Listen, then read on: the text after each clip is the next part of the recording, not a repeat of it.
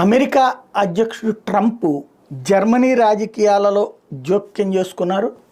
ట్రంప్కి క్లోజ్గా ఉన్నటువంటి Elon Musk కూడా అక్కడ జోక్యం చేసుకుని ఇప్పుడు ఉన్నటువంటి ఒలాఫ్ షోల్జ్ ప్రభుత్వం కూలిపోవాలని భావించారు.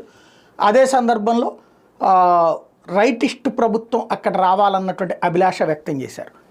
వాళ్ళు అనుకున్నటువంటి విధంగానే ఇప్పుడు అక్కడ ఏదైతే సిడిఎస్యు సిఎస్యుల కూటమి ప్రభుత్వం అధికారంలోకి వస్తుంది. వాళ్ళకి 28.52% ఓట్లు వచ్చినాయి.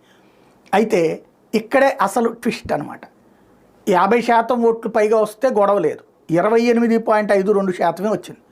ఎందుకంటే ఏఎఫ్డి వీళ్ళిద్దరూ మద్దతు ఇచ్చిన జేడీ వాన్స్ కావచ్చు, అటు పక్కన ట్రంప్ కావచ్చు, వీళ్ళందరూ మద్దతు ఇచ్చినటువంటి పార్టీ ఏఎఫ్డి అది కాస్త సెకండ్ ప్లేస్కి వచ్చి ఆగిపోయింది 20.8% ఓట్ల దగ్గర.